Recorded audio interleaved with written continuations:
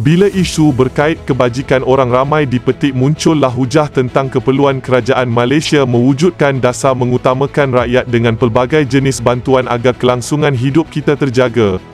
Seandainya idea sebegitu difikirkan secara tergopoh, gapah pasti akan ada negatifnya. Tetapi tahukah anda dalam sejarah dunia pernah ada negara di mana kerajaannya mampu memperkenalkan dasar sehinggakan rakyatnya langsung tidak perlu bekerja dan juga berseronok tanpa memikirkan duit kerana ianya ditanggung kerajaan?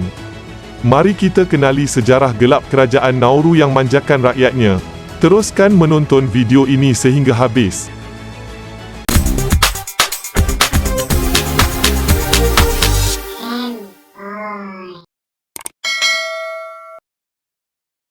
Jerman memulakan aktiviti perlombongan mineral. Negara Kepulauan Nauru dijajah Jerman pada abad ke-19. Ekoran daripada penjajahan inilah sebuah syarikat bernama Pacific Phosphate Company memulakan aktiviti perlombongan fosforus untuk mendapatkan galian fosfat. Ia dimulakan secara besar-besaran di sana dengan persetujuan kerajaan Jerman. Perjanjian perlombongan galian ini dimeterai pada tahun 1906 dan ekspor pertama fosfat berjaya dilakukan pada tahun 1907 dari Nauru.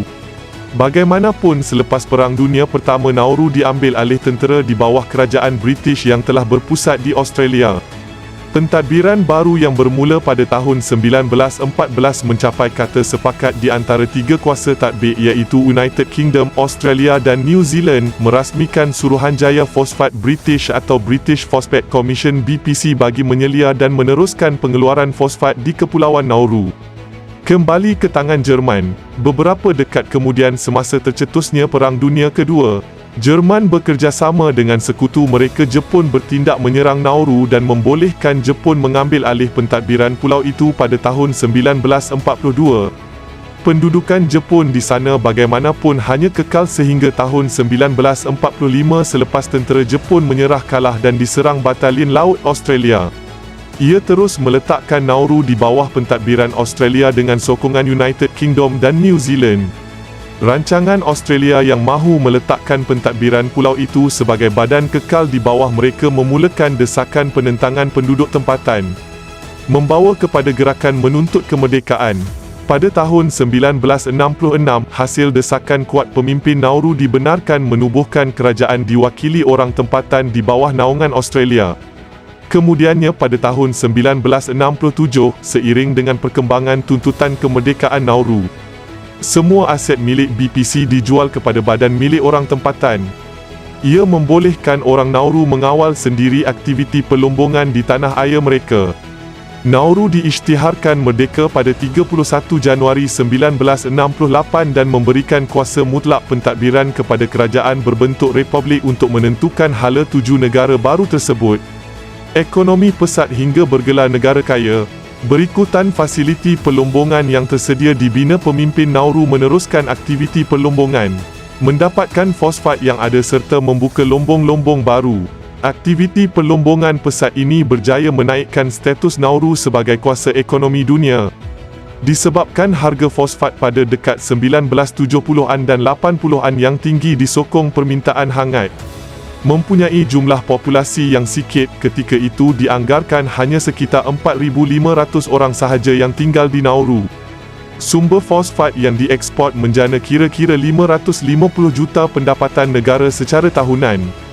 Ia sangat cukup untuk memberikan setiap penduduk mereka pulangan RM120,000 Malaysia setahun. Ekoran daripada pendapatan melimpah ruah melebihi keperluan penduduk kerajaan Nauru mula memperkenalkan perubahan ke atas dasar kerajaan yang berpandukan kepada kadar pendapatan tinggi. Ini agar setiap orang dapat merasai nikmatnya kekayaan ini. Negara berkebajikan 100%. Perkara pertama yang diumumkan Presiden Nauru iaitu Hammer the Robot dalam berkongsi kelebihan ekonomi adalah pemansuhan sebarang bentuk cukai di Nauru. Kerana menurut beliau cukai tidak sesuai dengan corak hidup masyarakat Nauru. Pemilik tanah di Nauru yang memajakkan tanah mereka untuk pembukaan lombong mula menerima bayaran royalti lebih tinggi hasil aktiviti perlombongan. Ia sangat cukup untuk dijadikan gaji bulanan mereka. Bagi membantu penduduk yang dalam kategori bukan pemilik tanah, Kerajaan Nauru menyediakan peluang pekerjaan dengan gaji minima RM19,250 Malaysia setahun dan ia sungguh cukup untuk mereka hidup sederhana. Kekayaan melimpah membantu Kerajaan Nauru memperkenalkan dasar kebajikan 100% di mana majoriti keperluan asas penduduk ditanggung kerajaan. Perkhidmatan perubatan, kesihatan, pergigian, pendidikan, pengangkutan awam serta langganan akhbar, semuanya ditanggung melalui hasil keuntungan ekspor fosfat. Sewa rumah di Nauru hanya diletakkan pada kadar RM21 sebulan dengan perkhidmatan telefon dan elektrik pula dicaj pada kadar minima sahaja bagi semua kediaman. Mana-mana pelajar di Nauru yang layak menyambung pengajian peringkat tertiari dihantar ke Australia secara biasiswa penuh. Mana-mana pesakit yang gagal dirawat di Nauru akan diterbangkan ke Australia secara percuma bagi mendapatkan rawatan. Oleh kerana kesenangan yang hadir ini, warga Nauru mula enggan kembali bekerja di lombong-lombong seperti ketika era penjajahan. Pekerja lombong mula dibawa masuk beramai-ramai dari negara jiran seperti Kiribati dan Tuvalu serta negara luar seperti Hong Kong dan Filipina. Untuk menguruskan kesemua sektor, tenaga pakar dari Australia dan New Zealand diimport masuk bagi menjawat jawatan pengurus, juruteknik, guru dan pegawai dalam bermacam bidang.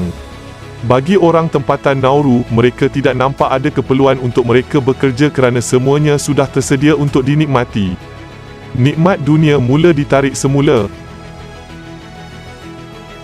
Sepanjang dekad 70-an, aktiviti perlombongan fosfat di Nauru kekal rancak berjalan dek permintaan tinggi, disokong harga 1 tan fosfat yang pada ketika itu bernilai RM305 Malaysia.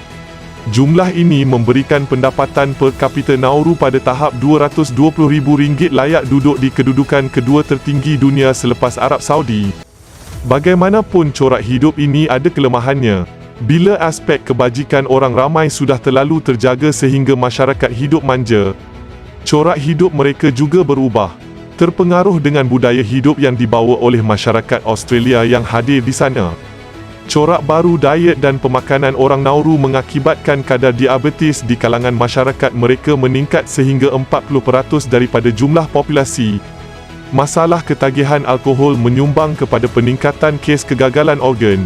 Kemalangan jalan raya juga menjadi-jadi walaupun hanya ada 18 km jalan raya di pulau tersebut akibat pemandu yang mabuk. Masyarakat Nauru sudah terlalu selesa hidup dalam penuh nikmat. Mereka seolah terlupa tentang amaran-amaran yang telah diberitakan sebelum itu. Tahap kerosakan persekitaran yang berlaku akibat aktiviti perlombongan mula dirasai, dengan banyak kawasan tanah mereka sudah tidak lagi sesuai untuk diguna dalam apa saja bentuk. Amaran berkenaan penyusutan bekalan fosfat yang sudah disuarakan sejak penghujung dekad 1960-an gagal menjadi peringatan kepada mereka. Sekitar awal dekad 1990-an, kemewahan Nauru mula berkurangan. Kerajaan Nauru yang sebelum itu tidak takut berbelanja untuk kebajikan orang ramai dan mula terkesan. Akibat berkurangnya sumber fosfat, Kerajaan Nauru gagal untuk membayar gaji penjawat awam buat kali pertama.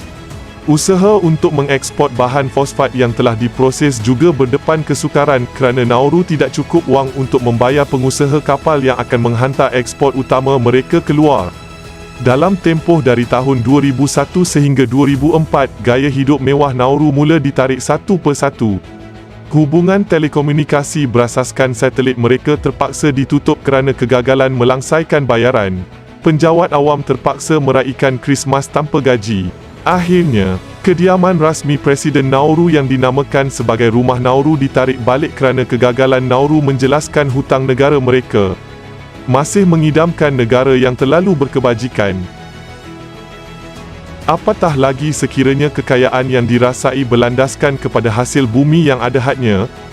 Bagi Nauru mereka menjadi kaya kerana fosfat. Bagi kita di Malaysia, petroleum banyak menangani beban kewangan kita.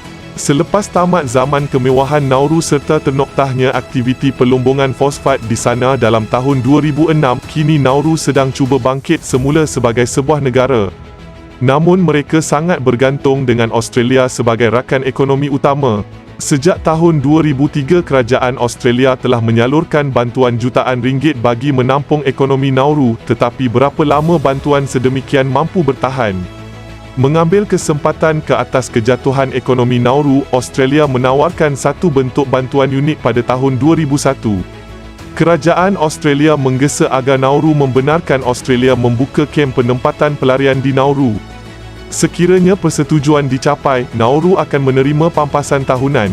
Pusat pemprosesan wilayah Nauru dibuka pada tahun 2001 dikendalikan Kerajaan Nauru bagi menempatkan tahanan Australia. Pusat ini pernah dibuka dan ditutup beberapa kali ekoran perubahan dasar Kerajaan Australia dalam tempoh 2 dekad kebelakangan ini. Kini status pusat tahanan ini telah kembali beroperasi selepas dibuka semula pada bulan September tahun 2022. Menurut laporan tahun 2021 dan 2022, bayaran yang dikeluarkan oleh Australia kepada Nauru cukup lumayan dianggarkan mampu mencecah 1.5 juta ringgit seorang untuk setahun kerana pusat tahanan itu hanya perlu menempatkan di antara 1,000 ke 1,500 orang dalam satu-satu masa. Jika dikira secara purata sejak penubuhannya, rakyat Australia telah membelanjakan RM67,000 sehari bagi menahan dan menyelia seorang pendatang Australia yang ditahan di Nauru. Walaupun angkanya besar seakan menggambarkan kehidupan di sana mewah, pendatang yang hadir terpaksa menetap di sana ramai mendakwa mereka gagal mendapatkan kemudahan asas yang baik serta hidup dalam keadaan melarat.